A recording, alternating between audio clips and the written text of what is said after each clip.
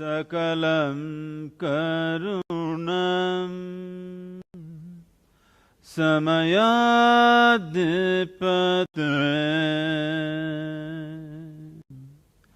akilam karunam. Good evening. Good evening, everyone. You know, you really need to explain certain things to me today. Some of the things that have been happening here that don't make sense to me. Thank you very much, by the way, for joining us in this conversation. Let's start with the lighter of just happened there led by Sadhguru and the rest of them. What does that mean? An oil lamp, if you create a certain amount of fire, it creates… After all, the entire existence, the whole universe, including yourself and myself and everybody else, is just a play of five elements of earth, water, air, fire and space. So fire, just to get fired up. Okay. And then the chant, the 2-minute chant, and that was preceded by some motions with your hands. And this is me being curious. I'm sure there'll be a lot of other people curious about what's going on, so that we get a better understanding. Any curious people at all? Yeah? Almost everybody's curious about this. So, then the chant. What was the chant? What were you saying there? The chant is about this,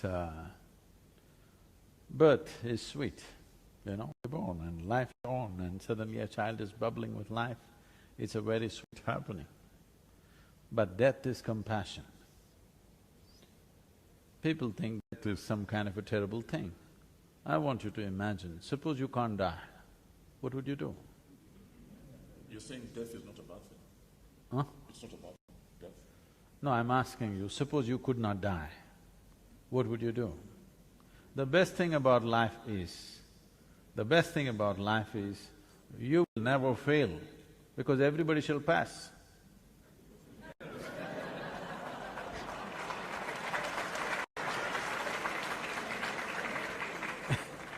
And I needed to get these things out of the way before we begin our conversation because… And the next part of the chant is, we may understand life in so many different ways. Essentially, it's a certain play of time and energy.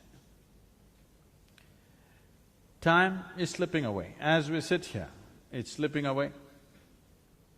We may think many things in our minds. Socially, we may think we're doing many things. But as far as this body is concerned, it is making its journey straight to the grave without wavering for a moment. As we sit here, it is moving in that direction. So the only way you can maximize life is by tweaking up your energy levels in a certain way. If you live for the same amount of time, still you lived more because this combination of time and energy, time is anyway flowing, but you can play with energy in such a way that you can raise the nature of your life, the experience of your life, the profoundness of your life, and above all, move from many entanglements which seem to define and describe life for most people towards a limitless sense of freedom or boundlessness within you.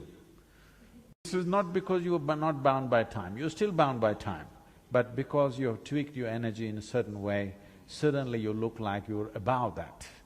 Interesting. Sadhguru, it's an honor to talk to you, and thank you very much for making time to come to Uganda. And you know, the most obvious question that will be in many people's minds, and some of them might be here actually, is who's this guy? You know, who is he? He has a long beard, described him to some people. You're trying to, huh? No, so who's this guy?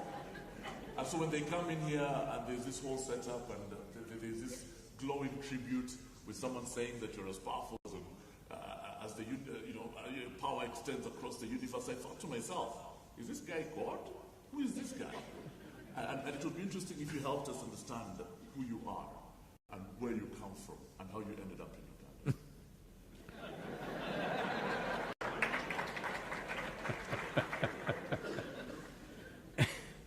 You're asking for a long story. We have time.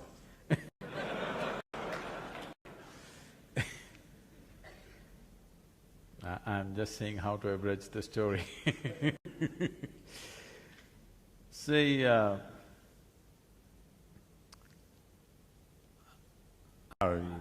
grew up being a super skeptic. Super skeptic. I have a million questions about everything. I did not identify myself with my family, nor the local religion, nor the social structures, nor the political structures, nor even the nationality of where I was born. Because I did not identify myself with anything, though I was involved with everything, I did not belong to anything, which gave me a certain freedom of looking at everything the way it is. Because the moment you get identified with something, you become prejudiced in a certain way. You look at everything from that context. So I had no context, I was just a bursting life. And as I was telling you, restless not because of anything, I was very joyful and peaceful, that was not an issue. Restless because I knew there is something more, but I did not know what that something more is. So it kind of drove me to all kinds of places. I crisscrossed India on my motorcycle, but then, I was probably 19, almost 20 at that time. I went to the Nepalese border. Till then I did not know there is something called a passport. Today a 5-year-old kid would know. I did not know. I've been riding since I'm 11 without license. When I became 18, I got my license and I thought that's my passport to the world. Suddenly they stopped me and asked, "Where's your passport?" I said, "What is that?" They said, "There's something else you need to cross the border." So I came all the way back to South India. Then I decided I'll equip myself with the needed money and whatever the documents needed, and I'm going to ride around the world. So for this I started a business. I thought I'll make some money. Then… What business? Initially I started a farm, then I got into construction, then I got into brick making, and in about 5 years' time I became very successful. I had my hands on about half a dozen businesses. For those days I was very successful by those standards. So everybody's clapping their hands and saying, "You're doing great." So I'm in this kind of state where I'm cocky and when everything is working your way, the planets don't go around the sun, they go around you. So all the planets were spinning around me and everybody's saying, "You're great." So I'm going on like this. One afternoon, between two business meetings, please if you can keep your cameras down, please, it'll be posted on the YouTube. You can download it, okay? Don't waste your time, be with me. One afternoon, between two business meetings, I had nothing much to do, so I come from a town called Mysore. Are people familiar with Mysore? Mysore city? Almost everybody, this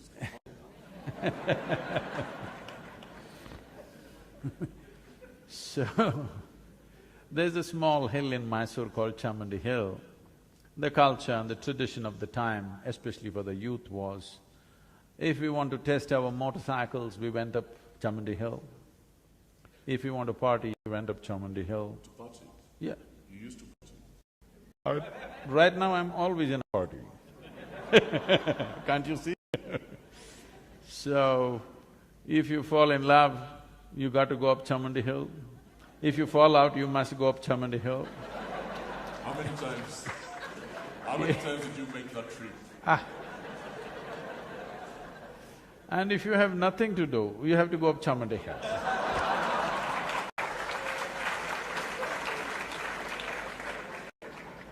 So on this afternoon, I had nothing much to do, so I rode up Chamandi Hill. I know this hill very well, I've trekked in these hills, I've camped in these hills. As a 7, 8-year-old child,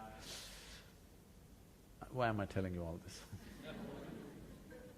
If I found 10 rupees in those days, I would just leave a note and I would vanish into the jungle. It's called theft, right? No.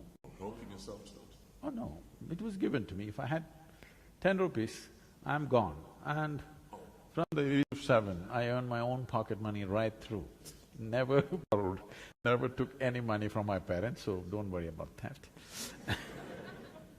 The thing is, I went off into the hills. If I had enough food for 4 days, I'm gone for 4 days. They're searching all over, police complaints, looking all over the town. One thing they don't know is I'm in the jungle. Doing what?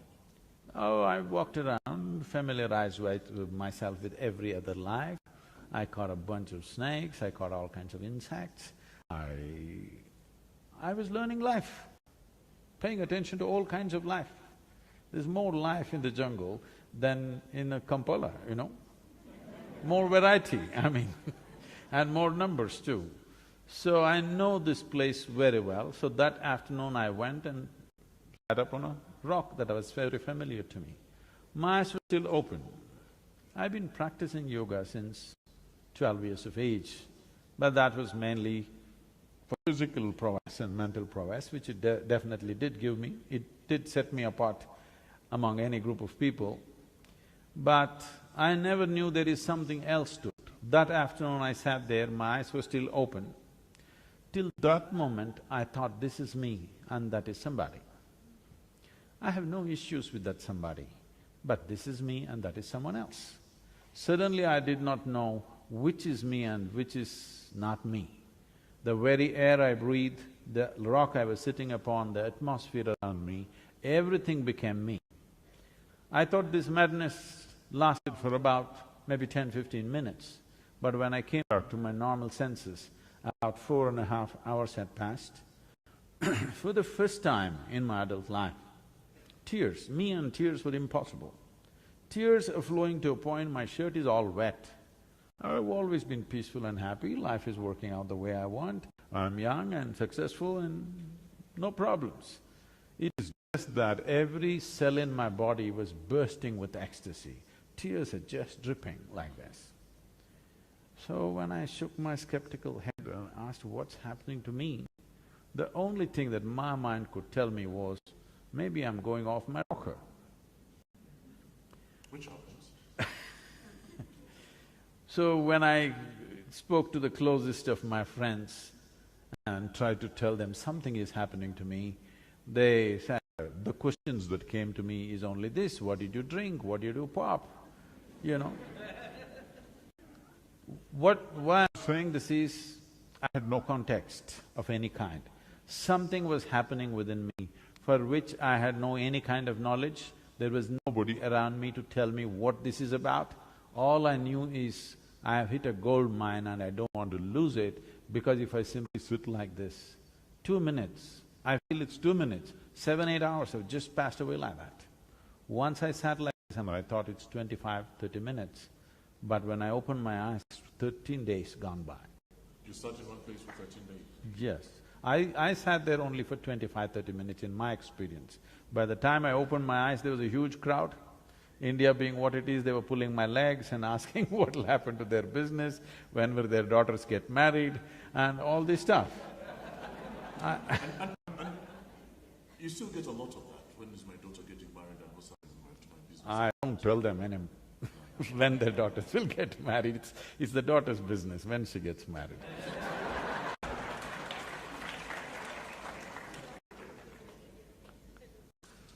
And then that's an interesting story. It begins there, ends up in Uganda now. You're sitting down. Hey, I'm not ending up here. You're not. So we are in Uganda at the moment. Yeah. Why Uganda? How did you end up here?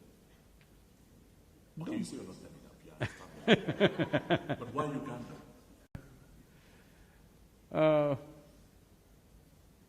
Africa has been on my mind for some time, but my schedules have been so killing that, it's not been possible to stop over in Africa.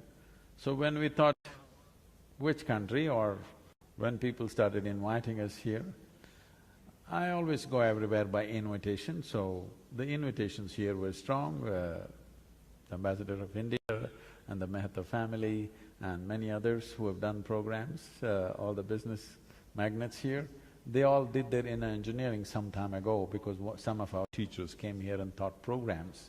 Since then, there has been a strong pitch. So, we took this week off and we're in Africa. Not just Uganda, I'm also touching Kenya and South Africa. Let's give the Sadhguru a round of applause, ladies and gentlemen. Wow. And now… Well, what's that for? Yeah, because you're here, you're welcome. Now let's talk about Uganda. And when I was trying to prepare myself for this conversation, I was wondering, why should I be talking to you about Uganda? Because, you know, your realities are different, aren't they? This is Uganda, it has its fair share of challenges. You don't know Uganda very well. And yet… I may not know Uganda very well. I may not know Uganda very well. I know human beings perfectly well, wherever the hell they are. Wherever they are, fundamentally they are same. It's just different cultural expressions, different languages, different styles of doing things. But fundamentally, wherever you go, human problems and human aspirations are same. What are the most common ones, do you think? Common? Most common problems or challenges that human beings face? The most fundamental problem with human beings is what they need to fix within themselves, they're trying to fix the entire world for that.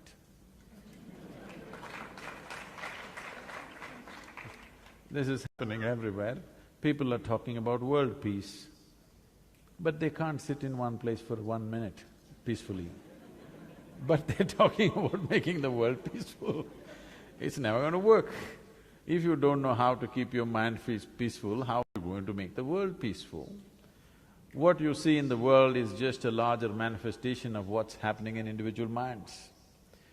So, if we just want to do a political slogan, we can shout world peace and go away. But if you're truly interested, then we have to have a lifelong commitment of bringing peace to individual people. Without individual salvation, there is no universal salvation. And you make important points because, you know, Uganda is trying to transform itself. You're trying to come from where we are now, which is a country that's struggling in many respects. It's done well in many ways, but it also still has a long way to go. So it begins with the individual, doesn't it? So when you say long way to go, where do you want to go? Do you want to become another state in United States? Is that what you're aspiring for? Yeah, President Museveni would have answered that question. No. Mr. T is coming, okay. Okay. So, what I'm saying is, it's very important when I look at a country like this, which is naturally so beautiful, nature has been immensely kind to you. You don't know what it means to live in harsh conditions of nature. This is a beautiful, beautiful country. I know if you go by… Right now the world is on a madness of everything bigger. Bigger home, bigger car, bigger this, bigger that. Instead of all this, everything making bigger, I think in Uganda you should think how to have a bigger lake. A bigger lake? Bigger lake. That's more Because if you have all these other things bigger, your lake will shrink. This has happened. In India, we are beginning to suffer this seriously. In 1947, when we got independence, how much per capita potable water we had? Today we have only 18% of that.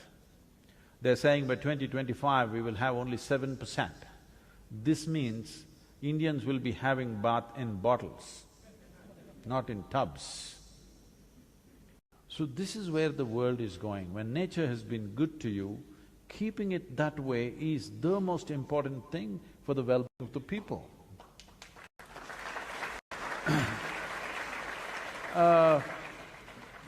If the thing is for the human beings, if they're well-nourished and there is a beautiful atmosphere around them and their aspirations are tailored according to the nature of what's happening around them, it's better than to go the way America has gone, because I want you to understand, those aspirations and those standards were set up when they believed 5% of the people will rob the 95% of the people to create the comforts and conveniences that they have.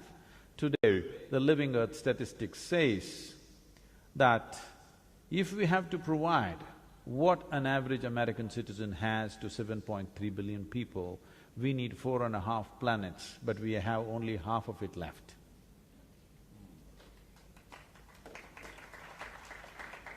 And as a result of that, you say that we need to make things smaller.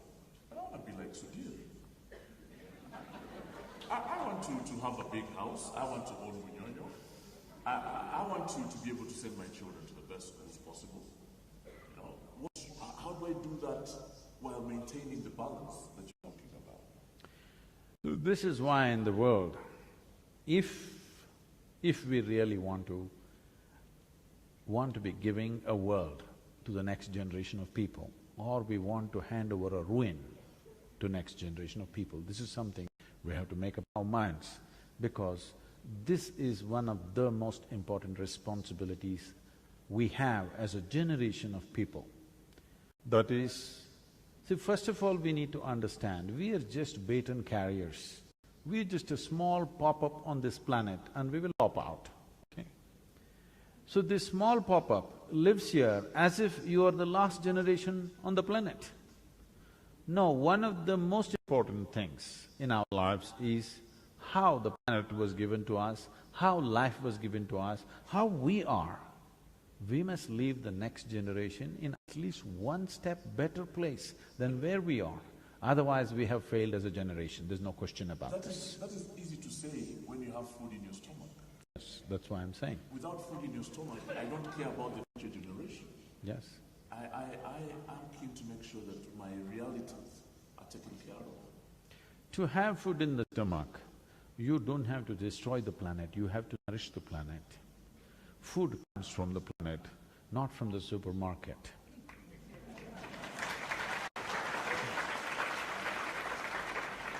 So, to feed the population on this planet, the way I see the soil and the atmosphere and the climate the way it is, I'm telling you, this East Africa can be the bread basket for the entire world, because 12 months of a year you can grow crops here. If you destroy this, you will not be able to grow food even for yourself after some time. This is happening seriously in India. We have a 12,000-year history of agriculture in South India. This is probably not known to most people. 12,000 years of agriculture. Certain communities have been farming the same land for over 8,000–10,000 years. But today, in one generation, the soil condition is becoming in such a way, there's an alarming situation that in 15–20 years' time, we may not be able to grow anything because the animals have been removed, chemicals have been pumped in, machines are roaring all the time. Machines don't replenish the soil. It takes animals, it takes plants, it takes trees to replenish the soil. So, who we are, the very body that you carry is just soil, isn't it? Hello? You must get it from me now, otherwise one day you will anyway get it from the maggots and it'll be too late. It's very important to understand who we are is just this soil. Now, it is easy to talk when there's food in the stomach. This is what I'm saying. To put food in the stomach for all the 7 billion people is not a challenge if we keep the planet in a certain way. And above all, at the beginning of 20th century, we were 1.6 billion people. Why have we become 7.3 billion people in 1 century? What's wrong with us? Irresponsible reproduction, isn't it? Now, one main reason is the life expectancy has increased on an average all across the world, which is a great thing. But when we learn to postpone death, should we also not learn to postpone birth? Does it make sense to you, I'm asking? rightly though, you talk about 7 billion people, you talk about the planet, but what about the individual? We come back to that individual and my individual interests. How do I best harness them or condition them so that they fit into society's interests? Because the truth of the matter is, the way the world is organized, certainly the world that I live in, it's a cutthroat competition. Everybody's competing for the resources we have. Everybody's trying to be a mentor, everybody's trying to be a Sudhir, and as a result, it becomes very difficult. So how do I, as an individual, then make sure that my contribution to society is one that benefits everybody? I know you've talked about the planet, but how do I do that? See, whoever you are right now, whatever you are right now, you would like to be something more than what you're right now, yes or no? Hello, I'm talking to all of you? If that something more happens, what? Something more. If that something more happens, what? Something more. So in installments, you want to go somewhere, you want to expand. So because you're going in installments, let me hasten you up a little bit, and I will make you the king or queen of this planet. Don't look at me hopefully. Do I look like someone who will commit such a blunder? If I make you the king or queen of this planet, will you be fulfilled, I'm asking you? You will look at the stars. So there is something within a human being which is longing to expand. Because right now, you're so limited in your identity with your biology, with your physicality. Because of this, you're trying to expand physically. Physical expansion means, if it finds a very basic physical, biological expression, this is called sexuality. If you find an emotional expression, this will be called love. What all these things mean is, something that is not you, you're trying to make it a part of yourself.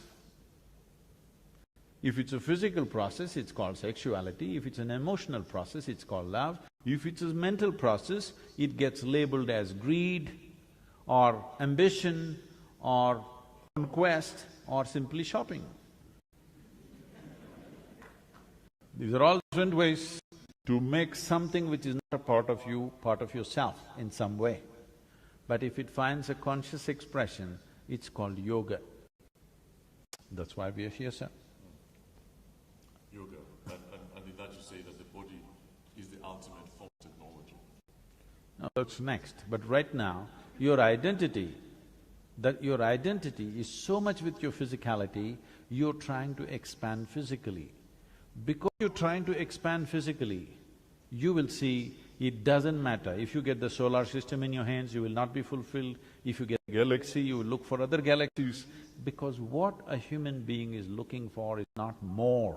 When you pointed out these people and said, I want to be like this, you're talking about how can I have more. What you're looking for is not more, you want all. If you want all, physical is not the way, isn't it? If you want to expand in a limitless way, physical is not the way because the nature of your physicality is defined by a boundary. We can call this physical body only because it has a boundary. If you remove all these boundaries, it is no more a physical thing. Physicality is always defined by a boundary, but there is something within you longing to become boundless. This longing to become boundless is being misunderstood as longing to have more. More is not what it's looking for. This life is looking for a limitless expansion.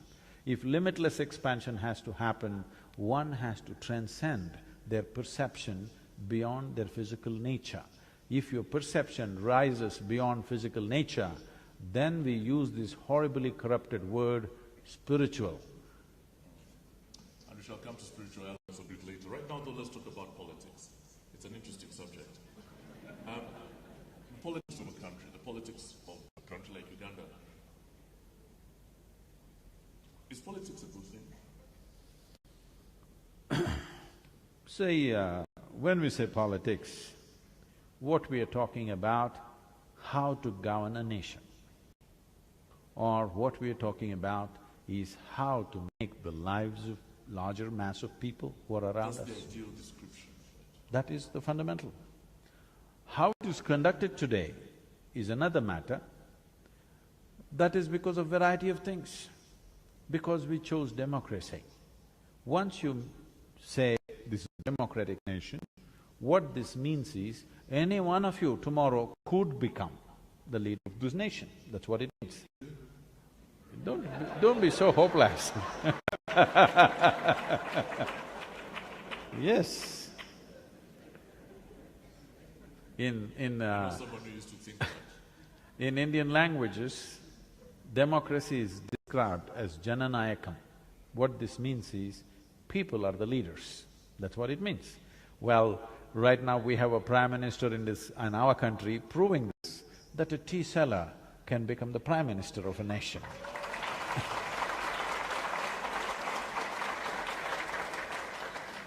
So, anybody could become. Only thing is, you have to learn to work the system. And That you need to do. And the goddamn system is too convoluted in so many ways, because we must understand, even if for 100 years we are practicing democracy, it is new. In human mind, it is still new. Most people, I'm telling you, most people in the world are still looking up to somebody like a king. Because democracy is a functional reality only when each individual is having a considered vote. But in most countries, it is a committed vote already, based on religion, caste, creed, tribes. It's a committed vote. Once it's a committed vote, it is feudalism in the guise of democracy. It is not just in, Asian countries or African countries. For example, if you go to America, people say, my grandfather was a Republican, my father was a Republican, I'm a Republican. I'm saying it's a committed vote. There is no consideration. Otherwise, how could… How do you describe a good leader? Do you know, as a matter of fact, I'd like you to do that with an example of a leader who you consider is a good one, and describe the traits, the elements that make him a good leader. See, a leader in a democratic society means, because his powers are limited and his duration… Did you say his powers are limited? They're limited. It is not like being a king or a dictator where he can do what he wants. Even if he's well-intentioned, his powers are limited because you have to convince… I don't know how many members of parliament and stuff you have here. In India, for example, you have to convince these 542 people, oh my God. Uganda, it's about 480. Okay. You're getting that. So, by the time you convince these 500 people to think in one direction, 5 years are over.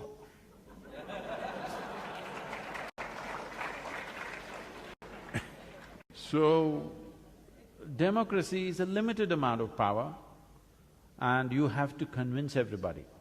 Should be able to inspire the population to rise above their personal needs and work for the national need, which is not simple. It's a very complex process.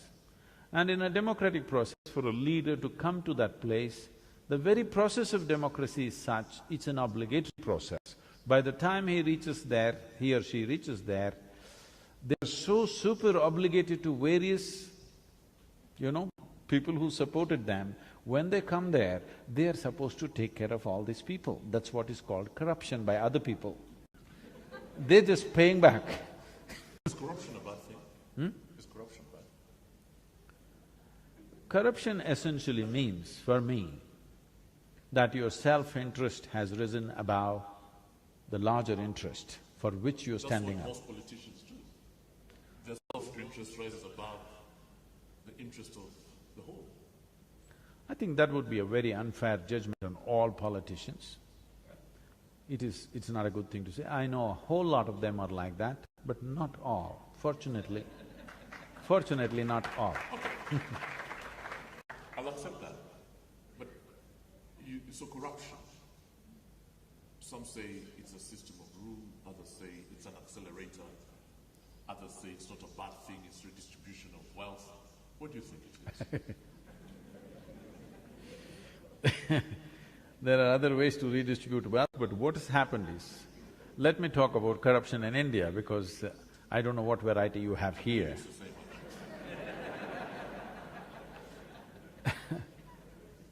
What has happened in India is, we inherited a whole bunch of laws from the British. And they were all so ambiguously made, probably by intent. When I look at many of those things, these are intentionally ambiguous, so that if I want to pick you up, I can anyway pick you up for some reason or no reason. Because the law is so ambiguous, whichever way you walk on the street, you're committing a crime. Okay? It's designed in such a way, if I want to fix you, there is some law, because you're not doing anything, that's a crime, you're doing something, that's a crime. Somewhere there is some law for every citizen is committing some crime. It's the same here. So the laws are so ambiguous. Particularly, I've been talking to the lawmakers about the business laws. The laws are so ambiguous, without corrupt people, business won't happen. If you stop all the corruption tomorrow morning in India, half the business will stop or more will stop, because these corrupt people are facilitating things, unfortunately. Because the laws are ambiguous, nobody understands.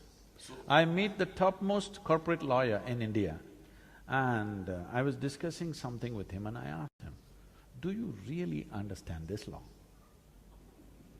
He said, Sadhguru, no. That's like Uganda. He said, don't tell anybody, but I have no clue. All I know is my client comes, he tells me what he wants, I will argue for that powerfully in the court, that's all.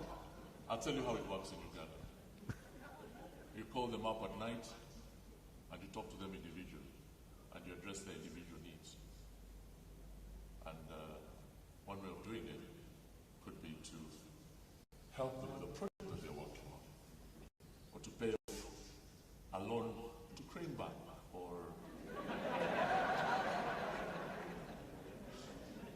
or you know, I'm sure that's the same thing that happens in India, isn't it? But the key question is it a bad thing? That's what I'm saying. If we want to remove corruption, now they're talking about bribe givers and bribe takers, both should go to prison. So, Who will be left? I said 90% of the people will be in the prison because almost everybody has paid at some point. Who is not paid? Everybody has paid. So, this corruption as an industry, I'm calling it an industry because it's pretty well organized and well oiled. This corruption as an industry has thrived because nations have not invested enough in taking away the ambiguity in law. Clearly everybody knows where they stand. Now, if I'm doing my business and I know my law properly, you come and ask for money, I'm not going to pay you. Now you come, I don't know what kind of loss you got. I'm doing my business, I'm doing my best, but you come, and if I don't pay you, I don't know whether you're going to just fine me or handcuff me and take me, I don't really know. We could talk about politics and corruption all day, but I'm very keen to talk about…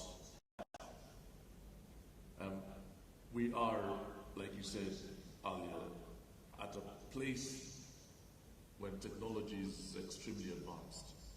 We're very concerned about trying to stick around a little longer. How do you maximize, how do you make sure that your lifestyle is healthy? It sounds like an innocuous question which can be answered by a doctor, but from your point of view… Now, a lot of doctors are not healthy. Lots of doctors are not healthy. They're not. Yeah. So in that context, with that in mind, health, good health, how do you achieve it? So there are many ways to look at this. One fundamental way, the most fundamental way in which yoga looks at health is like this. This body as a composition of things is made up like this. It is 72% water, 12% earth, 6% air, 4% fire, remaining is space, Akash it's called. Now, if you manage one element, that is water, 72% of your health and well-being is taken care of. There are two kinds of health issues. One is infectious, another is chronic. Infectious means it's an invasion from an external organism, for which you need a doctor. If you get an infection, you need chemical warfare. But 70% of the ailments on the planet are self-help. That is, they grow their own pet project within themselves. Because they've never paid attention to how the body functions, what is the nature of my existence. No attention has been paid, they're living by accident, so their being healthy or unhealthy also is by accident. When we say health, it is just that medically if someone says you have no ailment, it does not mean you're healthy. When you wake up in the morning, are you feeling alive and bouncy or not? It is a certain sense of wholeness. The word health comes from the word whole. You must have a certain sense of wholeness of body, mind, energy and the fundamental nature of your existence. If all these things are in alignment, now when you wake up in the morning, you feel like you're just born. If this happens to you, that means you're healthy. You may not be medically certified healthy, unhealthy, but still you may not be healthy because this is not health. Health means there is a certain sense of wholeness. All ingredients have fallen together properly and it's alive. If this has to happen, one thing is, there is a most fundamental process in yogic system called as bhuta shuddhi. That is, you start taking charge of the elements within the system. If you control the elements in the system, if you master the elements in the system, health is not even an issue. I can show you thousands of people who walked out of their chronic ailments without any treatment.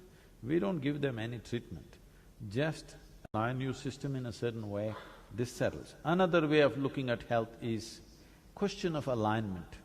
Every physical object in the universe, including your body, has a certain geometry to it. All physicality has a geometry to it. If the geometry arrives at a certain state of perfection, everything functions smoothly.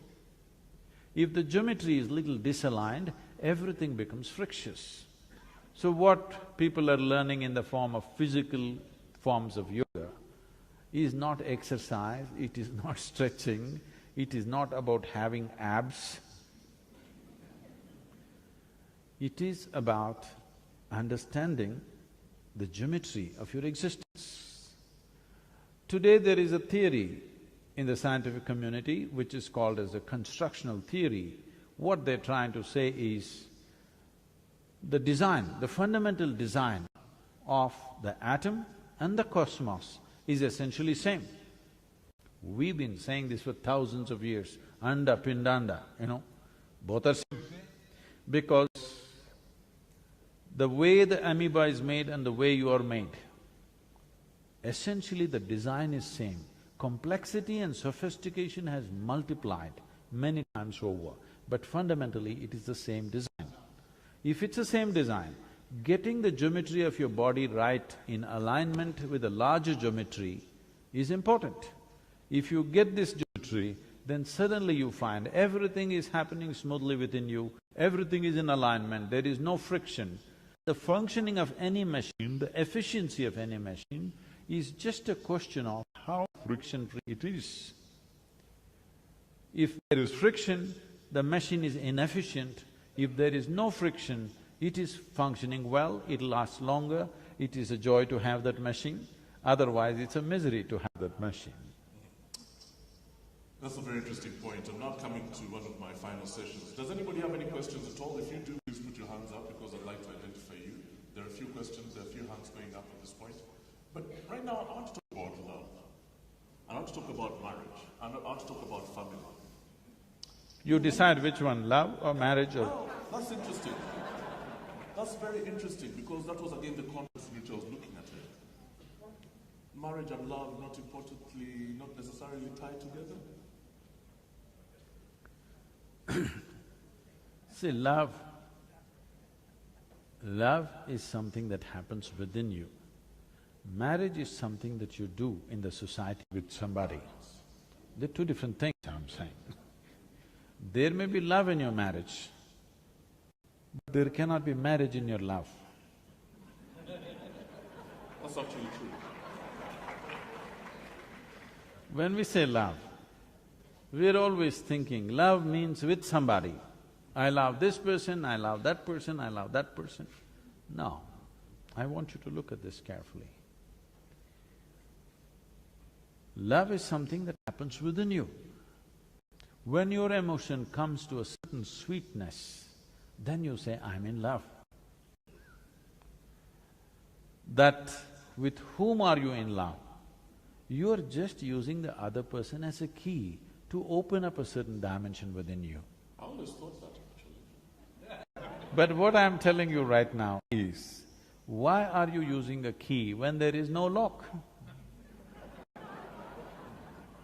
So, the choice is just this. All the things which are most significant for you in your life, you being peaceful, joyful, loving, blissful, these are important for you? These things, would you want them to be on push-start or self-start? You know, in 50s if you bought a car, along with that you need two people. Morning push-start. Early 60s, crank-start, one person would do. Now everything is on self-start. So, things that truly matter to you in your life, your joy, your peacefulness, your love, your blissfulness, everything about you that is beautiful about you, would you want to put it on self-start or push-start? Self-start. So if you're loving, this is not about anybody. If somebody is here, you can express. Nobody's here, you can sit here lovingly. I want you to watch what I'm about to do right now, Sadhguru. How many Indian Ugandans are in here today? Indian Ugandans, put up your hands, please. That's all. Indian Ugandans. Okay, how many black Ugandans are here, African Ugandans? Yeah, I knew you were checking, look at… Okay, how many… Can we just see the Indian Ugandans again? I think there are more than those hands that I saw up go up. Right. So how many of the Indian Ugandans have been in a relationship with an African Ugandan?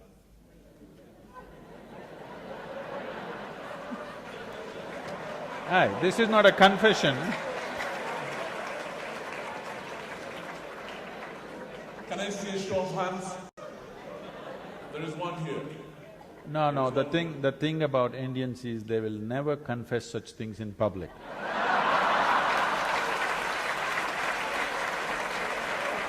Okay.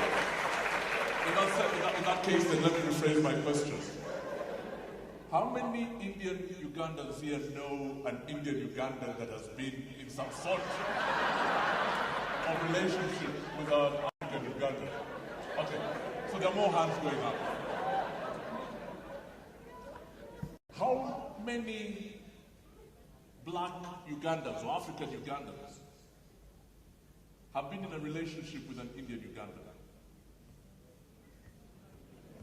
And there's such a small percentage, 0.01%. Where find an Indian and fall in love? My point is, Sadhguru, and I need to report to you this, I need to report this to you.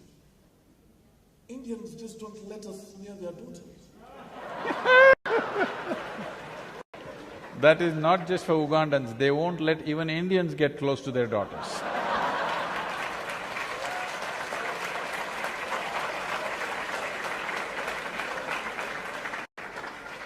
And in many ways, I think this is part of the problem. The fact that we live in a country that is multicultural in many ways, it's cosmopolitan.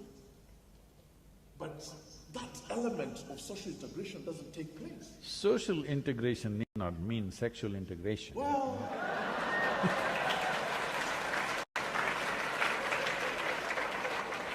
Now, first of all, let me define that word relationship. Why is relationship always of the body? So, probably for most Indians, and I'm sure it's true for many Ugandans, we have You can tell me who you're aiming at, then I can…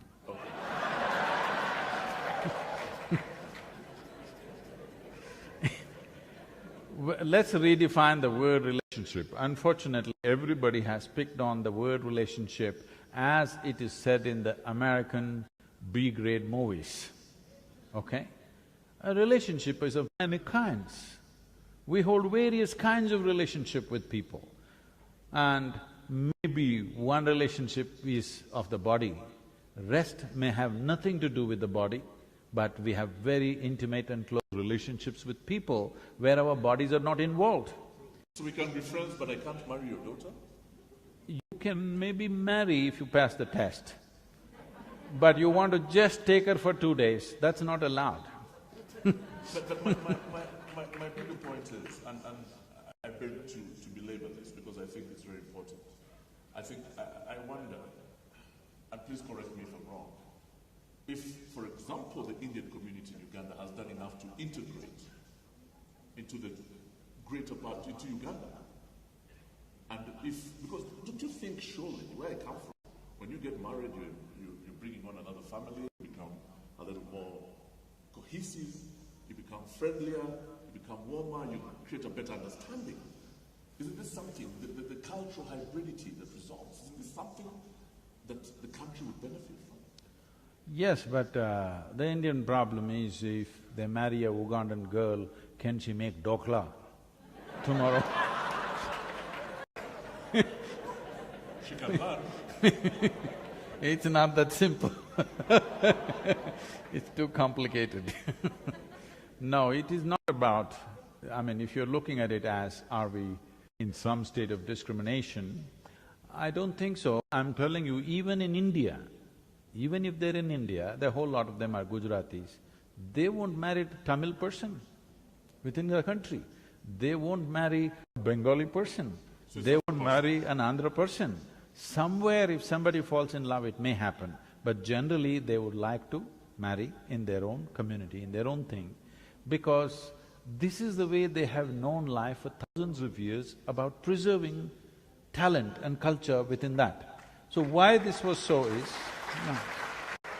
See, we are talking about times when there were no universities to impart skills and knowledge.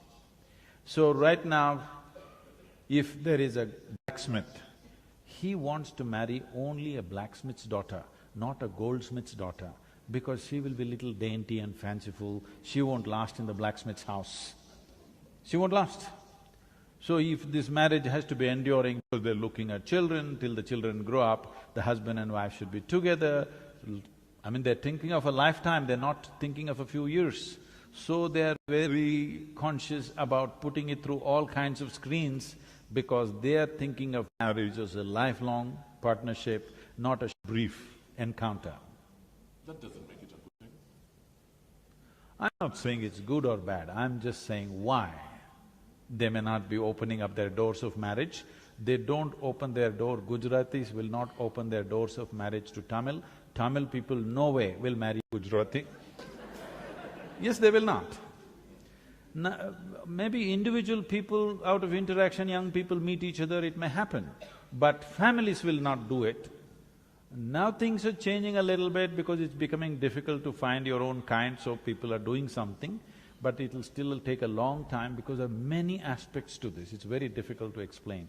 Because, see, if I go in United States to somebody's house, I just smell the seasoning in the house, and I say, "You're this community, isn't it?" They said, "Sadhguru, how do you know?" I said, "The seasoning." Because in a particular community, it smells in a particular way. Another community which just lives in the neighborhood, they make seasoning in a different way. And these people can't stand that and they cannot stand this. Their tongues have been, cultured to like only this. Am I saying, is this good, is this bad? This is not the way. It is great that there are so many varieties of people and they've distinctly maintained this for some time. Today a time has come in the world where people have to integrate, but it need not be made compulsory, let it happen at its own time.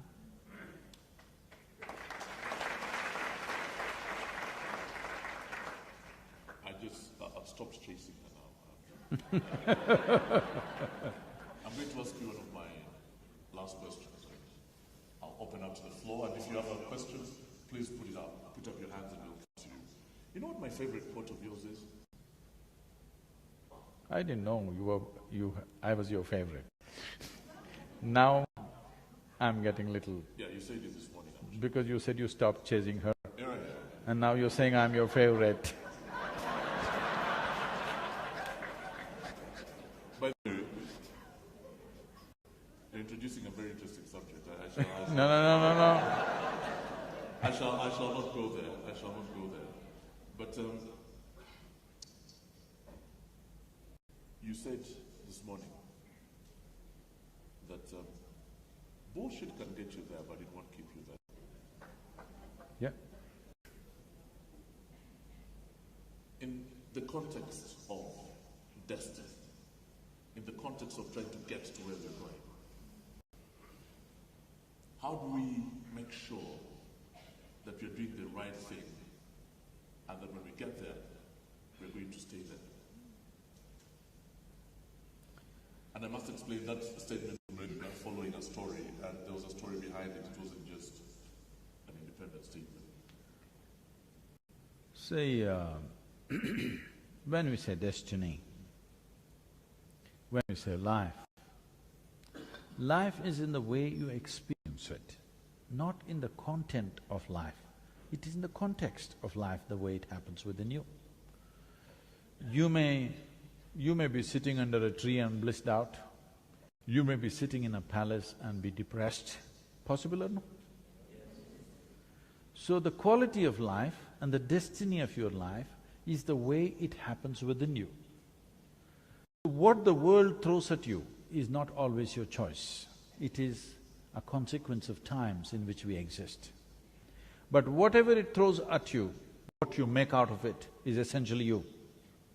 This is your destiny, that it does not matter what the world throws at you.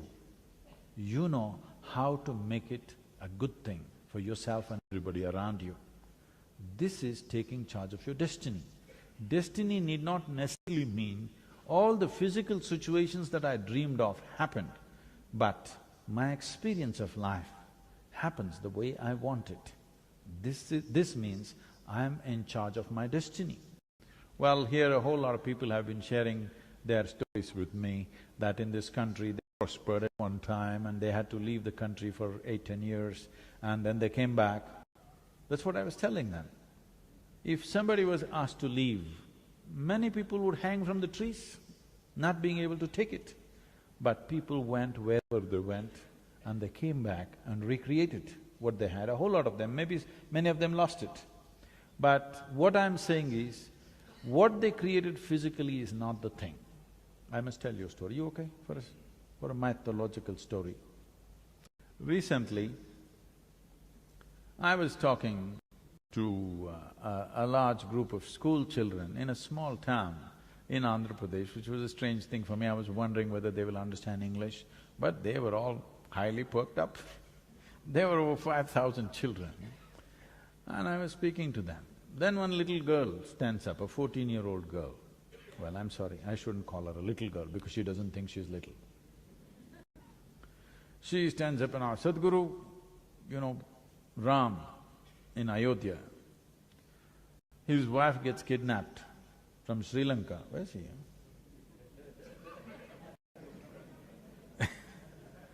Why are you pointing at Mr. Kannada? Because he's Sri Lankan, he kidnapped. Oh. So this king's wife was kidnapped And then he walked all the way to Sri Lanka, fought a battle, set fire to the entire city, got his wife back, went back home. It's a big story. So this little girl asked, Sadhguru, is it practical for a man to walk from northern India to Sri Lanka? Is this just a story or is this real? Then I look at her and say, see, you're still a little girl. One day you will get a man of your own. When you get this man, suppose you got lost somewhere, would you want a man who will walk all the way or who will think this is not practical and find solution in the neighborhood? Well, she knows she wants a man who will walk all the way. That she knows. Now, if you know, many of them are Ram worshippers, they worship Ram. If you look at Ram's life, it's a continuous disaster. Yes, he is a king because of some political reasons, he goes off into the jungle with his newly married wife. She is a princess, not trained to live in the jungle. Seeing their plight, his brother, leaves his wife and children and travels with him to support him in the jungle. It's a disaster. I know you might have seen some movie where Sita doing that in the forest. No, you do one thing, just by yourself you go and live in a forest for 3 months. You will see what will happen to you. It's another game altogether. So then she's there and this guy comes and kidnaps her and takes her to Sri Lanka. And then he goes, fights the battle, brings her back, again some political situation, she is pregnant, and at that time he again takes her and leaves her in the jungle all by herself. And no sonogram, so he doesn't know whether it's a boy or a girl or boys or girls. She delivers twins, 2 boys, he doesn't know. Children grow up in the jungle, then unknowingly he fights a battle with his own children. He could have easily killed his own children, it was very close. Suppose unknowingly you killed your own children. Do you need a bigger disaster in your life, I'm asking? The worst kind of disaster, isn't it? It almost happened, fortunately he could not kill them. But then she died in the jungle, he never ever got to see her again. This is not a success story, but they worship him, not because he's a big success on the outside. No matter what happened, he did not lose his balance, he did not become resentful, he did not become hateful, he did not become angry, he did not lose his composure. No matter what life threw at him, he maintained who he is. So this is what we call as destiny. His destiny is totally in his hands. Life can do whatever, but he will do only what he has to do. This is taking charge of your destiny. Thank you very much, and right now I'd like to open up… As a culture, they all learn to bow down to that quality, not just success in the world. He is a big success as a human being within himself. For that we are bowing down. I'm opening up the floor now to questions. I'm going to start with the gentleman over there. Could you just put your hands up if you'd like to ask questions? Quite a few hands going up. Let's start with you, sir. If you can stand up and introduce yourself. Well, my name is Old Man of the Clan. I am told that you are a guru of yoga. I would like to know from you, what animal is yoga? What? What animal? Annie? Animal is yoga. What is yoga? Oh. And how can it be useful? Why should an old man like me care about it? And No, I didn't get that part of the… What animal is yoga? What is yoga, basically? Okay. First I'm asking, what is yoga? Okay, all right. And why should I care about it? What is its value? I'm seriously ignorant about it. The second question is, what is the purpose of life? How do I know that purpose? How do I pursue it? How do I find it and how do I live it? Thank you.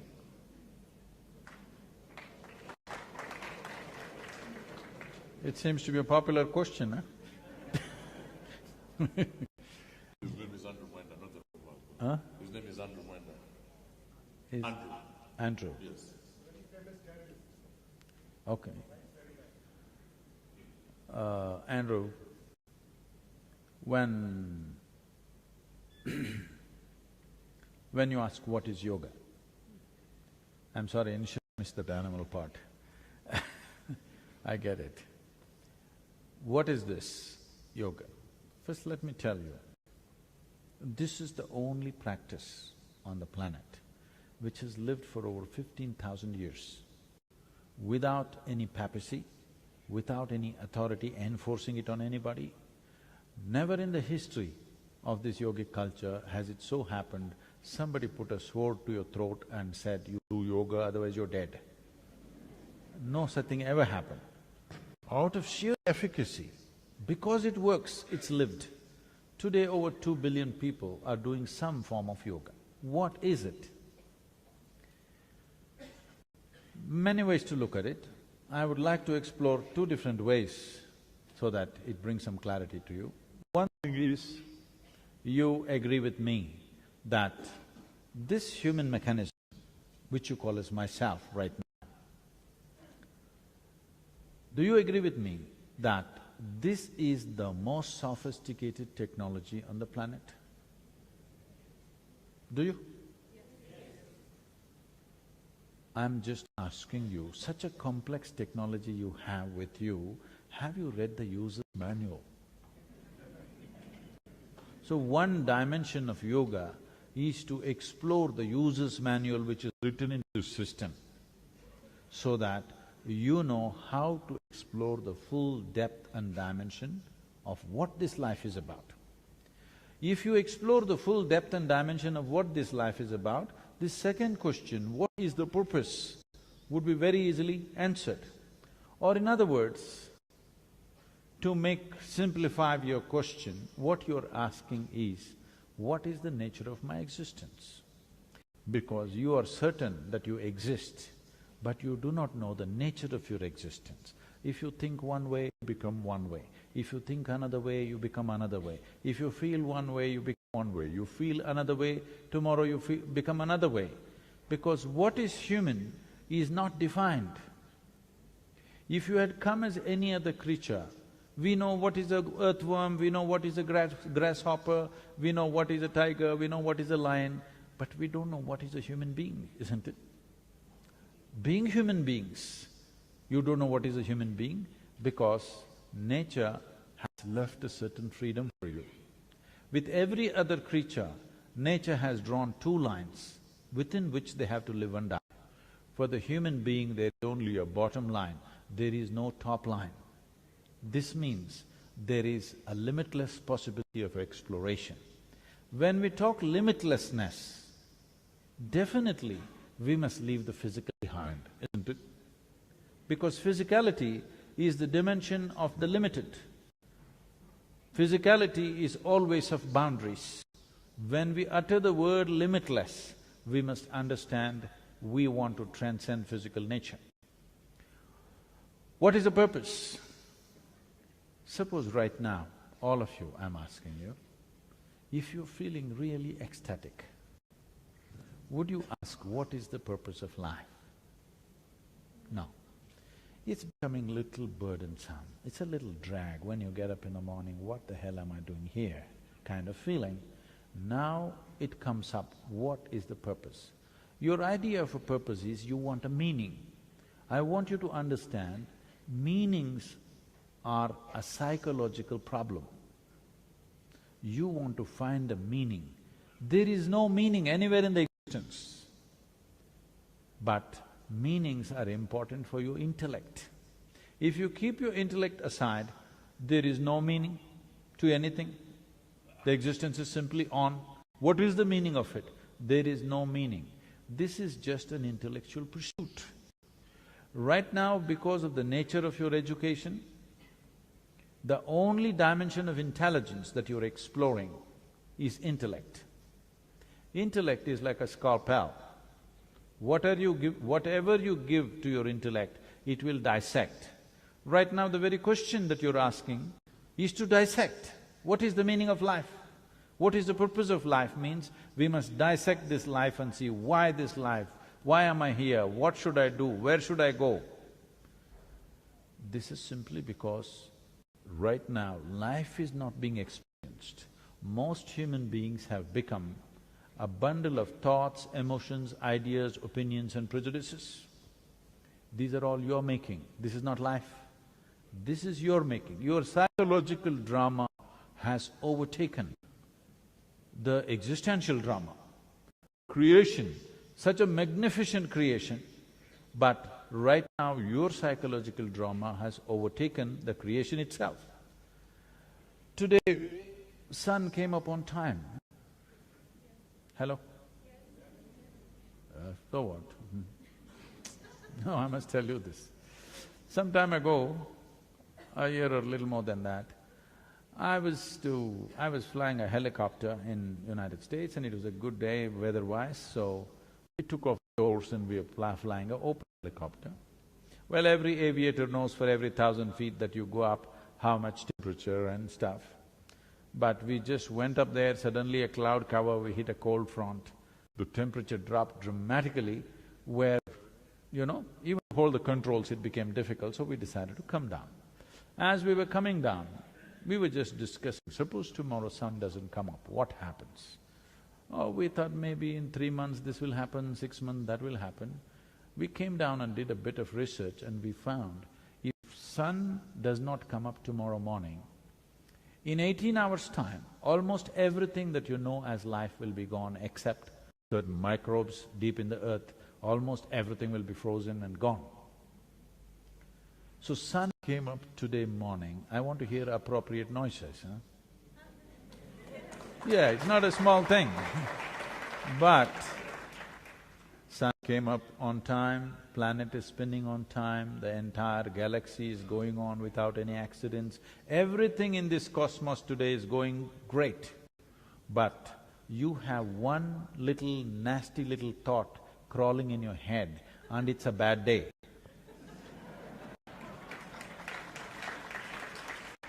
So, when your intellect overtakes your experiential dimension, then you will start thinking, what is the purpose of life? Because life is a purpose unto itself. If you experience this life in its fullness, right now your psychological drama is hijacking life. Most of the time you're thinking about life, not living life. I want you to go back to the greatest experience in your life, whatever was the most exhilarating experience in your life. Suppose right now you were in that moment, would you ask me, what is the purpose of life? The moment you ask this question, immediately people will come up with these God-given purposes that everybody has. The moment whenever I have seen, whenever someone says, God told me this, you can be very sure a disaster is unfolding. Yes, whenever people spoke these words, disasters were unfolding around them. So, I want you to just look at this. First of all, this convoluted idea has been taught to human beings that existence is human-centric. No, this solar system is a speck in this cosmos. Tomorrow morning if this speck vanishes, nobody will miss it, believe me. In this tiny speck of a solar system, planet Earth is a microspeck.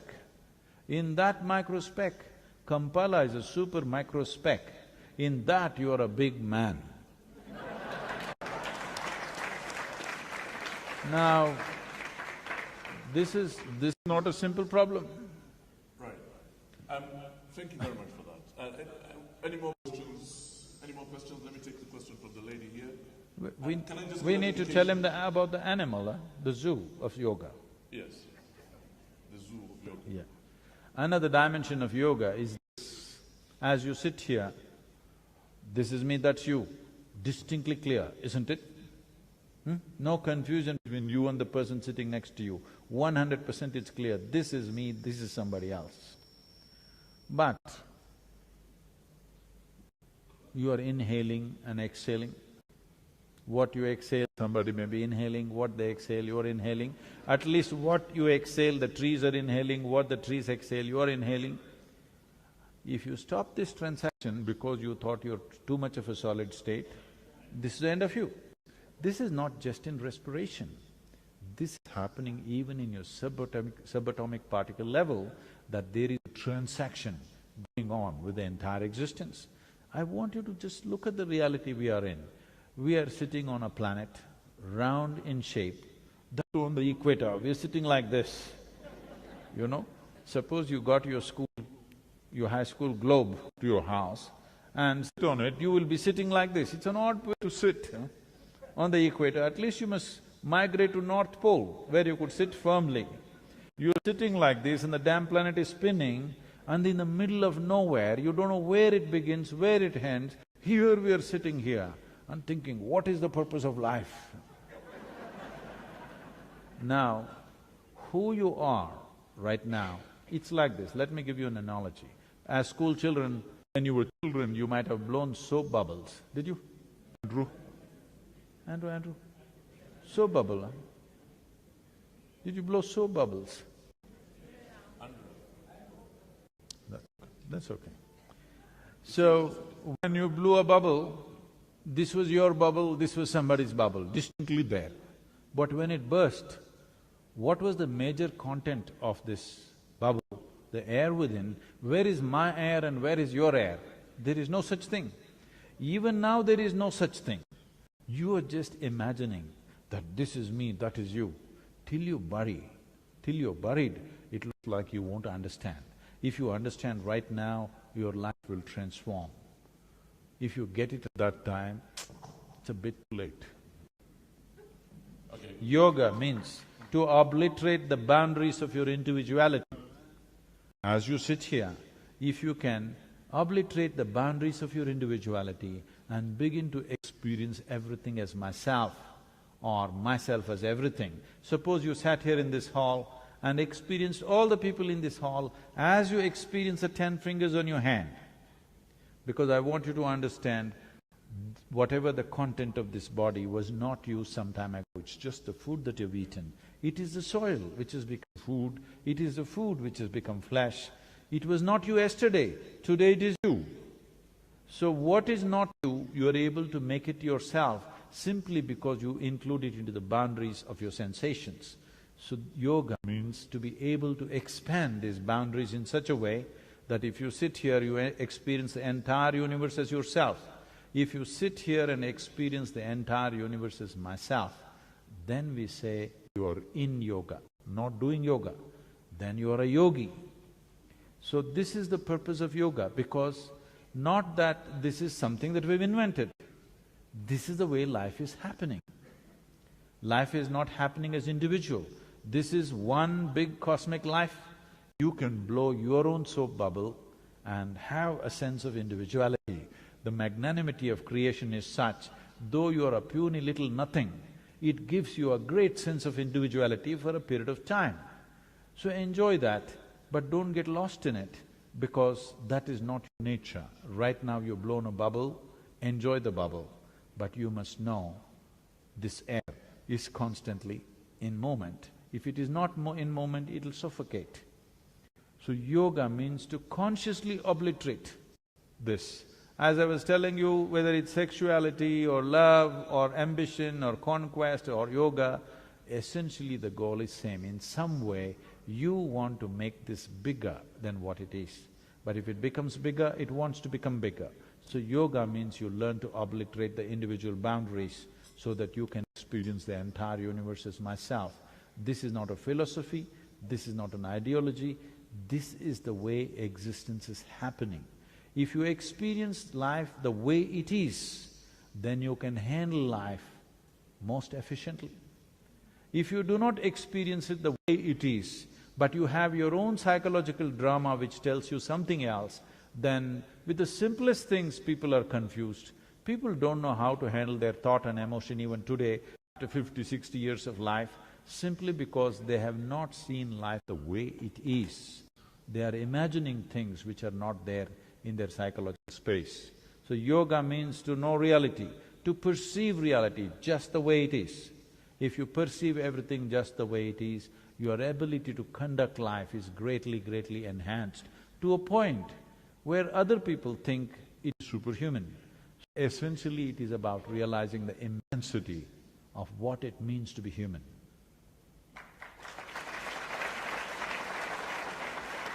I'm sorry. We still have a few minutes left. There are very many hands going up at the moment. So let's keep going. Can I see the hands up again, please?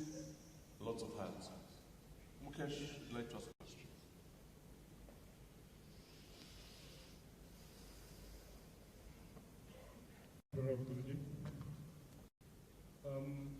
This question you're going to ask is not, I've heard the answer before, but I would like this question to be answered as a group, benefit of a lot of Ugandan friends and colleagues and associates who have invited here.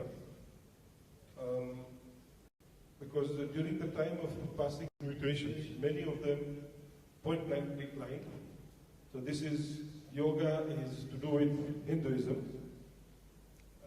So Sadhguru, if you can please explain, is yoga specific to a belief system or a particular religion?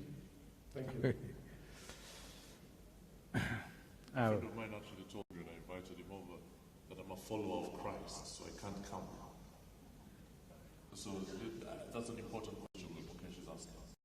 So, for the followers of Christ, let me say something. He said many things, or today people say he said many things, but some things we are sure he said, rest of it we don't know. On the way there are entrepreneurs, you know.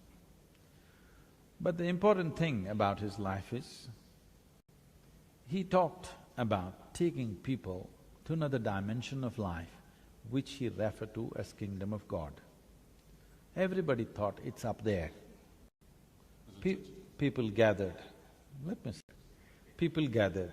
When enough people gathered, he turned around and said, the Kingdom of God is within you. Whoever says that, he's a yogi. Jesus Christ was a yogi? I am not saying anything, I am saying whoever says the ultimate nature of the existence is within you is a yogi. That's what yoga means. So, what he said, what he did not say, I have not made a study of it, I do not know, but people have been telling me this is what he said. If he said this, he must be a yogi, because unless you're in that experience of inclusiveness, you wouldn't say that. He definitely did not read a yoga text, he must have experienced. I was gonna say that, yeah, maybe he didn't read it. He did not read that. It is from an inner experience that he's saying it's within you. If he says it's within you, this means he's a yogi. So what kind of a yogi he is? Well, he's Middle Eastern, so he's of a certain kind, he speaks the language of the time and the area. Whoever came anytime, in India, thousands of yogis came. The reason why thousands came is, this land developed a certain discipline that if somebody talks about dimensions beyond our experience, we should never persecute them. This discipline they brought into the culture. Because of this, every generation produced thousands of enlightened beings, everybody saying their own thing in their own way, but ultimately talking about the same reality. But in this part of the world or wherever he came, he stood out because generally persecution was the way. Apart from organized religion, if anything else was said, he would be dead. That's a normal thing. Well, it happened to him also, anyway. It happened to him also, a horrible way of ending his life. Even today, I see when I go to certain countries, I'm not abusing anybody, I'm just asking a few questions. If I ask a few questions, in some countries they stand up and tell me, you will leave this country head first. That means horizontal, that's what they mean. I tell them, everywhere I go, I always go head first. You also should learn this, head first. Now, about this yoga being Hindu, it's like this. This is a profound understanding of human mechanism. If you say yoga is Hindu, gravity must be Jewish. The word Hindu means this. There is a Himalayan range in the northern part of India, In the south, there is an Indian Ocean. This is called Himalaya, this was called Indusagara. Hindu means the land that lies between the Himalayan ranges and this Indian Ocean was called Hindu. This culture prospered and flourished for over 5,000 to 6,000 years, undisturbed by invasions, undisturbed by other wild tribes which are outside. So people slowly developed reverence to these two geographical features because they knew their well-being was mainly because of these Himalayan ranges and the ocean which protected them. So they called the land Hindu to start with, later on they called themselves Hindu. So anything that's born in this land, because it's a geographical identity, an earthworm born in that land is a Hindu earthworm. This is not a religious identity, this is a geographical identity. Like right now, a lion born in Africa is called an African lion. So why is an earthworm born in India not a Hindu earthworm? But somewhere along the way, when external forces came, they had a religion of their own, they had a god of their own, they had a book of their own. We didn't have any because we were not believers at any time in history. Even today, India is not a land of believers, it is a land of seekers. The highest value is not God in India even today, if you do not know. The highest value is mukti, which means liberation or freedom. Freedom is the highest value. God has never been the highest value. We know the technologies of God-making. We made 33 million gods and goddesses.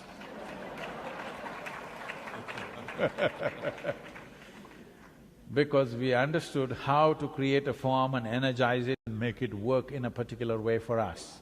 But never, ever that culture propagated a god up there, a book which tells you what to do. Everything is a debate.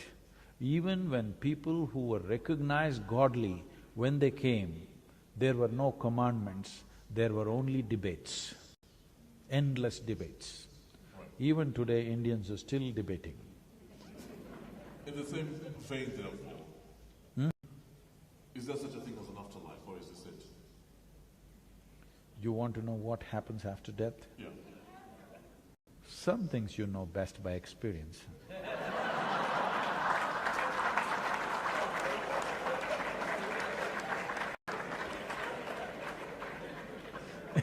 So you want me to go faster and find out? No. The thing is, everybody wants to know what happens after death. But actually what they're asking is, what is the nature of my existence? I'm here right now, but I know one day people who were here before me, they died and poof, they vanished. What happened? So what will happen to me? What you're saying is, what is the nature of my existence? Will my existence end with this body, or will something else happen? Will I go to some place? Will the accommodations be good there? How is the climate?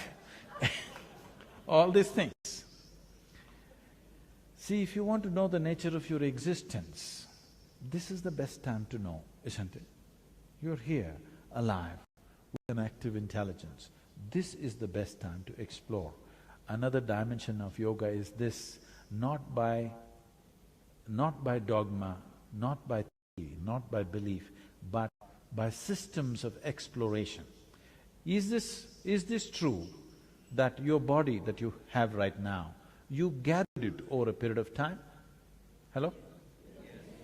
Whatever you gather, you can claim it is mine. But if you say it's me, you kind of lost it, isn't it? Hello? Understand what I'm saying? See, right now, I say this glass is my glass. Then you will think, oh, Sadhguru has some problem. But let's listen some more. Everybody says he's wise. After some time I say, this is me. Then you will say, let's go. Because this amounts to madness. But right now there is water here, if I drink it, it does become a part of me, isn't it? This is how you gathered whatever number of kilograms you have right now with you. Yes or no? This entire body was gathered from outside. The content of the mind and the content of the body you gathered from outside. This is a heap of food, this is a heap of impressions. What you gather can be yours, can never ever be you. So there must be something beyond this body, beyond this mind. Don't assume. Why don't you explore? How can you live here without knowing the nature of your existence? You want to know what happens after death? Don't you want to know right now what's the nature of your existence? You must know. If you don't know, you will be eternally confused human being. Thank you. Yes. Any more questions, please? Yes, let's have the lady here ask a question. Anybody at the back? Okay, and then I'll come, let's move to the back of the room next. Pranam, Sadhguruji, I've just got a question here. Okay, can we have the lady here first, please? Yes.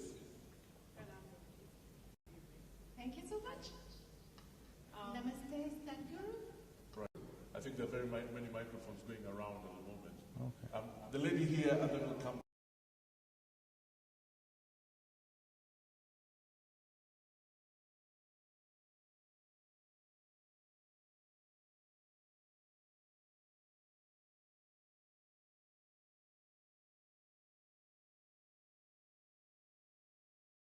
I wish I could tell you briefly, but I want you to tell me briefly about it. Ubuntu, of course, is the fact that we are all human beings and we are all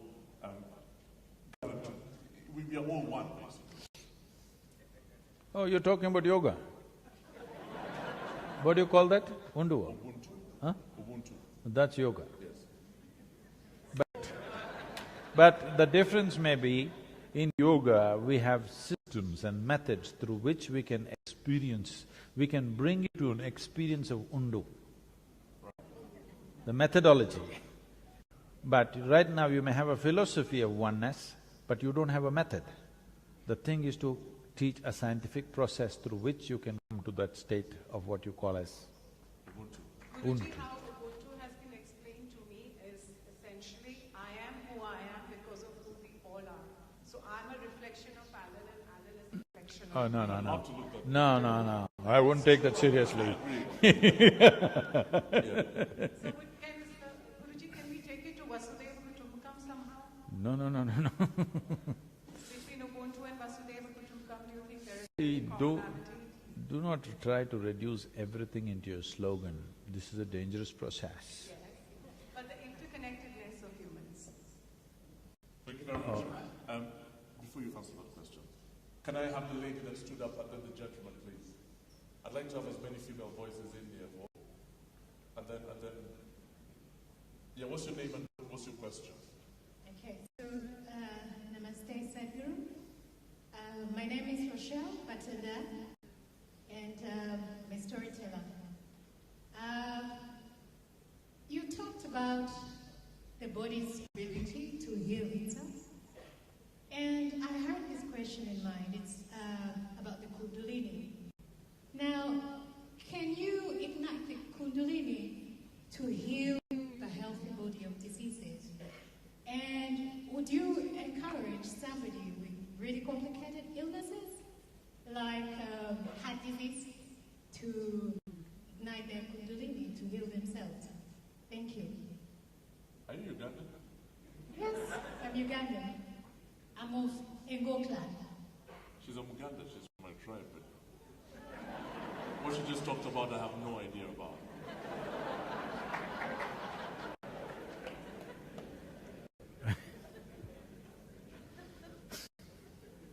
What did she just say, man?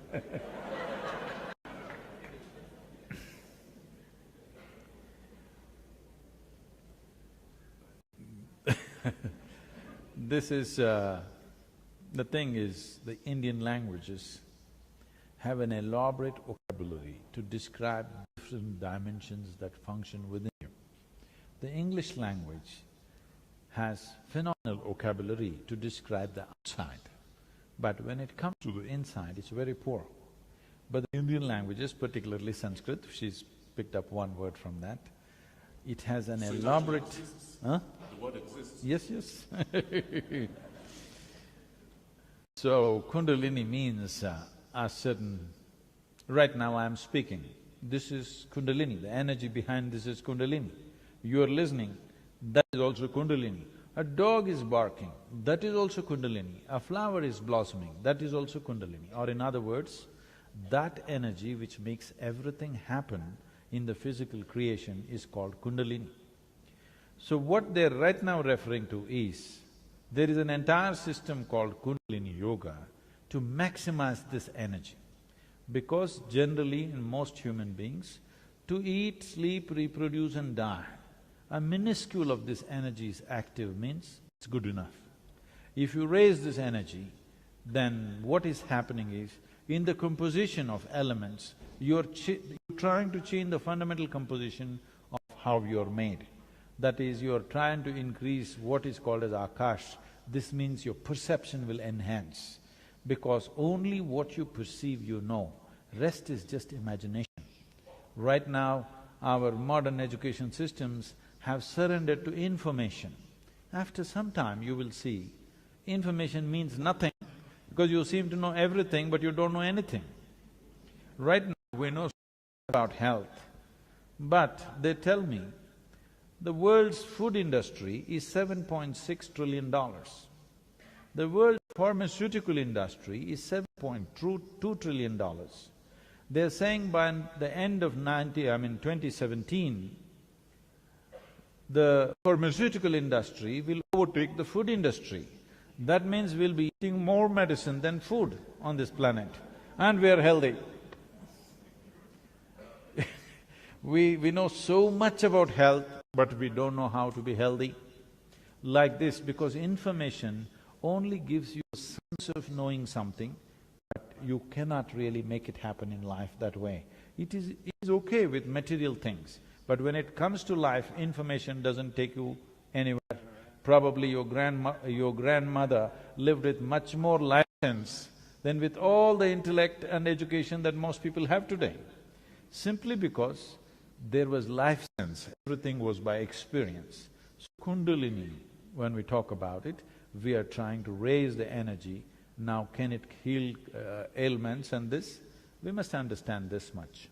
This entire body was created from within, right? Whatever I hear you eat a lot of bananas, but by eating all the bananas, you didn't go bananas, you became human, all right? So, whatever you eat, there is something inside which is capable of manufacturing this body. When the very source of manufacturing this body is within you, if there is a repair job to be done, is it best to go to the manufacturer or to the local tinker? If you have excess with the manufacturer, you would go to the manufacturer. If you've lost excess, you will go to the local tinker. I saw they're building a huge Toyota showroom and a repair shop. So if you have excess, you will go to the Toyota showroom when you have a Toyota. Otherwise, you will go to the local guy who fixes everything with a hammer. And, you know, that's just one type of yoga, isn't it? How many types of yoga exist, and how do I know which one is right? On a certain day, 4 people were walking in the forest. One of them was a karma yogi, another was a gnana yogi, another was a bhakti yogi, another was a kriya yogi. What this means is, if you employ your body or physical action to reach your ultimate nature, we call this karma yoga, yoga of action. If you employ your intelligence to do the same, we call this gnana yoga, yoga of intelligence. If you employ your emotion to do this, we call this bhakti yoga, yoga of devotion or emotion. If you employ your energies to do that, we call this kriya yoga, yoga of transforming energies. So these 4 men were walking together. Usually these 4 people will be never found together because they cannot get along. Because a man with the yoga of intelligence has a very sharp intellect. Those who have a sharp intellect can't stand devotional people. Have you seen this? Yes or no? They can't stand devotional people who are doing Ramam all the time. They cannot stand them. Andrew Munda is one of them. Andrew. He can't stand emotional people. Yes, he is for Gnana Yoga candidate. So these are the only 4 types of yoga you can do, because these are the only 4 instruments you have on your hands. So these four people were walking, suddenly a thunderstorm broke loose. And they started running looking for shelter. The Bhakti Yogi, the man of devotion, said, in this direction there's an ancient temple, let's go there. Well, they trust him with the geography of temples, so they ran there. There's an ancient temple where the walls have all collapsed, just 4 columns and a roof, and there's a deity in the center. They all rushed into the temple, not because of their love for God, simply escaping the storm. Then the storm became very severe, started lashing from every direction. There was no other place. So they came closer and closer, then they just hugged the deity and sat down, all 4 of them, just to escape the rain, not because they love God. And suddenly God appeared.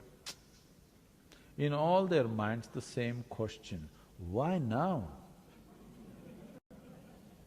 We did so many things, you did not come. Now when we're just escaping the rain, you turn up, why now? So God said, at last you 4 idiots got together. I've been waiting for this for a long time. So, yoga, you are not just body, just mind, just energy, just emotion, you are a combination of these things. Unless they come together in the right way, there is no yoga for you. So, you are one kind of combination, somebody else is another kind of combination. Accordingly, it has to be mixed. That is why a live guru is important, because he mixed the right concoction for you. Thank you very much. Let's go to the back of the room, please. Yeah. Whoever gets the microphone first. You must take the microphone, please. The very back of the room, yes. Yes. Hello? Hi, I had a quick question about faith traditions. I'm actually a former graduate student in religious studies, and one of the biggest challenges I have is this dichotomy that exists in religious faith, especially fervent religious faith in religions that are, or rather in people who choose to believe in their religion in a certain way.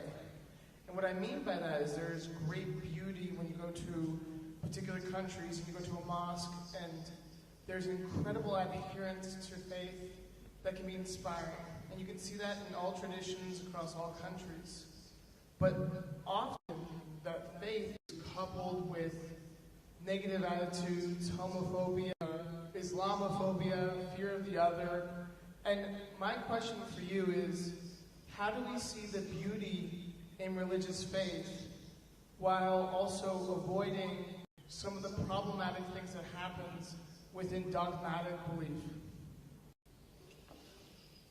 That's a really tough one. No, it's very simple. Yeah. See, the thing is just this. Right now I'm going to… this is just an experiment. Is it okay? Can I experiment with you? This is just a simple experiment. How many of you believe in God? All such people raise your hand. Okay, that's good. How many of you believe you have 2 hands? All such people raise 1 hand. How many of you believe you have 2 hands? Okay. Do you believe you have 2 hands, or do you know you have 2 hands? Huh? You know you have 2 hands, isn't it? If somebody who starts an argument with you and tries to prove to you you have no 2 hands, and suppose the argument becomes too overwhelming and he's about to prove to you that you have no hands, one slap in the face, he will know that you got hands. So with hands you know, with God you believe. I'm not trying to take it somewhere else. I just want you to understand, belief essentially comes still because humanity has not become sincere enough to come to this, what I know, what I do not know, I do not know. Yes? Everything that you do not know, you must believe, because belief gives you confidence. This is the biggest disaster on the planet, confidence without clarity. What you need is clarity about life, not confidence. If you cannot see, right now I want to walk through you, all right? But my vision is not clear. But I'm a very confident man. I'm going to walk through you, but I can't see properly. Am I a disaster or no? If I can't see properly, I must at least go gently. I cannot see properly, please help me through this. If you do not have clarity, at least you must have hesitation about what you're doing. You have no clarity but you have confidence is a disaster. Humanity has suffered immensely for this. Maximum amount of bloodshed, maximum amount of hatred, things have happened like this. I want you to know this. People may be projecting it this way, that the fight in the world is between good and bad. Like you also tried to describe there's good part, there's bad part. The fight is not between good and evil. The fight is always between one man's belief and another man's belief. Why is it? Why is it we cannot come to a place that we can admit what I do not know as I do not know? What is the problem? You will have a much more sincere, straighter world. Once you realize I do not know, the longing to know, the seeking to know cannot be put down. It is the nature of human intelligence. If you do not know something, you will want to know it. Now we're talking about… see, you're not talking about God, you're not talking about heaven. You're always talking about the nature of your existence, isn't it? Who the hell are you? How did you happen? This is the question. Because you have no answers, you're inventing all kinds of things and believing it. It may give you confidence, it may bring you together with people, you may sing, you may dance, but you will also fight because it is invariably bound to happen. For the last 2,000–3,000 years, you have seen how many wars have happened. Because you believe one thing, somebody believes something else. I think it's time humanity matures into this level of sincerity. What I know, I know. What I do not know, I do not know. I want you to realize the immensity of I do not know. If you see I do not know, the longing to know, the seeking to know, and the possibility of knowing becomes a reality. Otherwise you just believe something. Can I tell them a small joke, Alan? Yeah. Because this is serious stuff, you know. A small joke. Small joke. There were two young boys, very energetic. When young boys are very energetic, they're in constant trouble. And they are. The parents are very embarrassed because the entire community is discussing their children. But you know how to produce them, but you don't know how to fix them, isn't it? So not knowing what to do, they decided to take them to the local parish priest. Because together they're very strong, they decided to take them separately. So they took the younger boy first, made him sit down in the priest's office, and the parents left. The priest walked in with his long robes, and he walked up and down. You know, it needs some drama, otherwise these things don't work. So he walked up and down with a grave face. The boy sat there and did the ping-pong act, looking at the priest. And the priest worked up a strategy. If I remind this boy that God is within him, all his mischief will go. This is always the problem. People who have never raised children, they have fantastic ideas.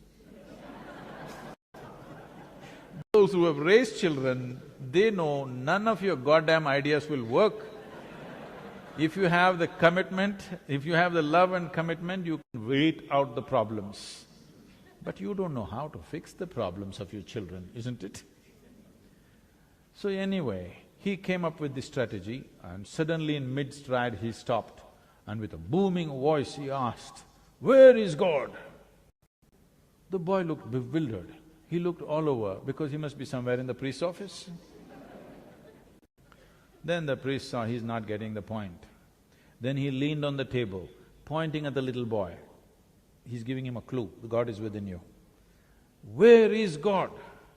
The boy looked even more bewildered and looked under the table. Then the priest saw he's not getting it. So he walked around, came close to the boy, tapping on the little boy's chest. He's giving a clear clue where God is. Tapping on on his chest, he asked, "Where is God?" The boy got up and bolted out of the room. He ran to the place where the elder brother was and he said, "We're in real trouble." The elder brother asked, "Why? What happened?" He said, "They have lost their God and they think we did it."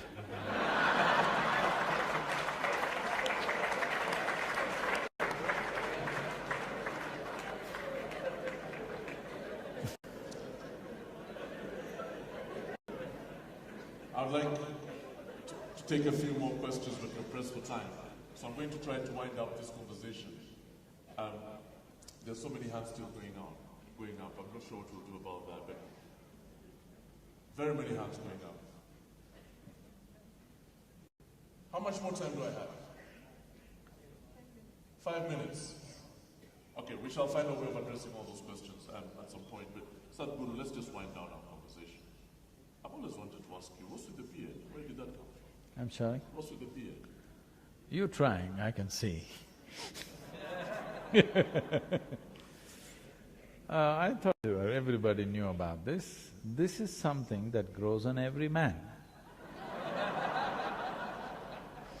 Those who removed it, you must ask them, why did you remove it? Why are you asking me? I did nothing about it.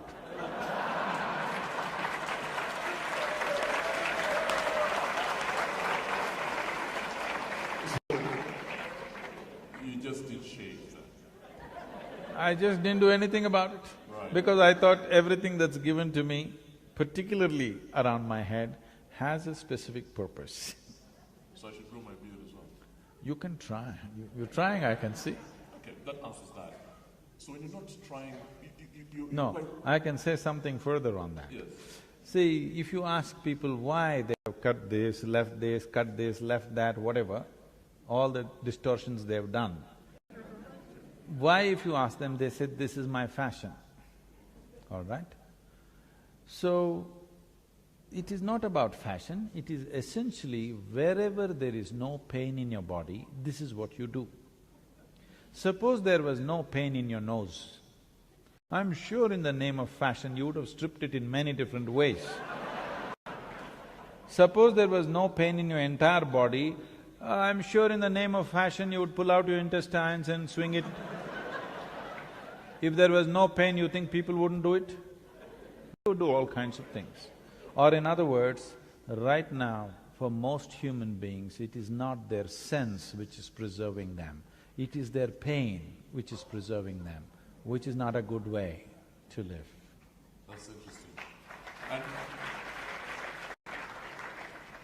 when you're not offering this amazing wisdom and insight, you're riding motorbikes and riding fast cars. What's the fastest you've ever driven by? 342. 342 kilometers an hour.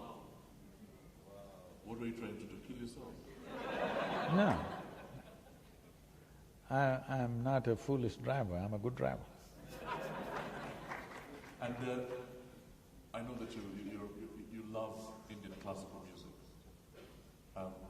What other music do you listen to? Do you listen to Lady Gaga, hip-hop, or… There was a time when rock and roll was everything. My parents were steeped in classical music, but we hated it, the children, me and my brother. We would turn up rock and roll at full volume, just so that this classical music by accident doesn't enter my ear and pollute me, okay? This is how I was. But it happened to me, I became meditative over a period of time. One day I was on my motorcycle, it was in the Mysore University, this was such a distinct and powerful experience for me. And I was just riding. I heard a powerful sound, some musical instrument that I can't recognize. It just gripped me like that and just drew me. It's not like I decided to go there. I just went, there's an open-air theatre, I just rode up that place and I parked there and I just looked. And somebody was playing, today I know it is a Rudraveena. It's played in a very mild, slow way. It's not like dang, dang, dang. It's like dong, dong, it's going… This sound just gripped me from within.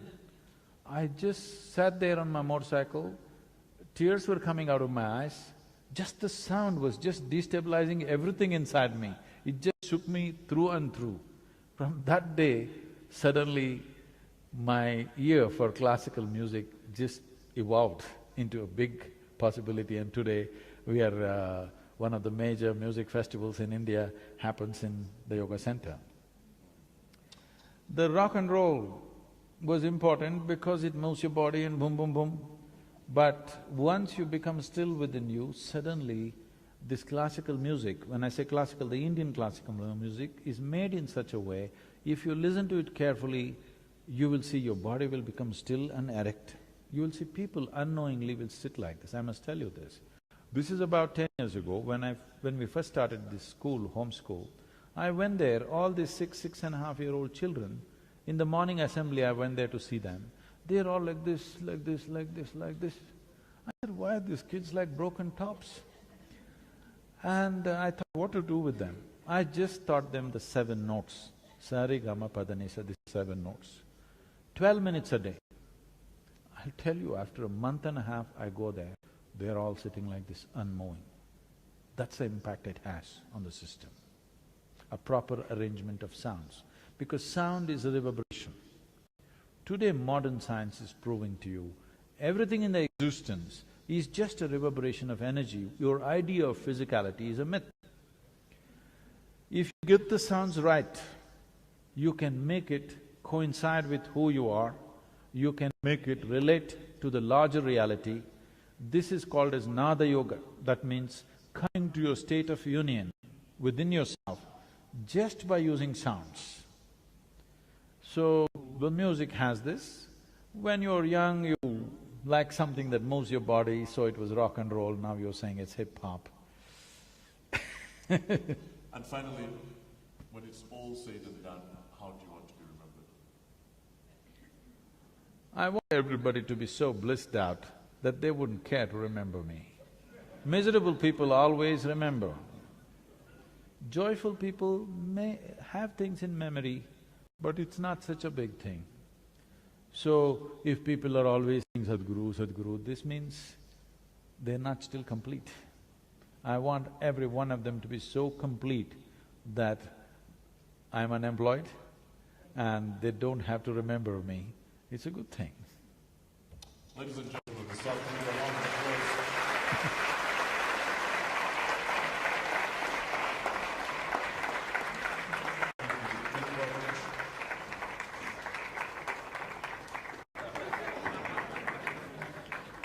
And I've got to say thank you very much for being such an amazing audience. And apologies to the people whose questions I couldn't take today.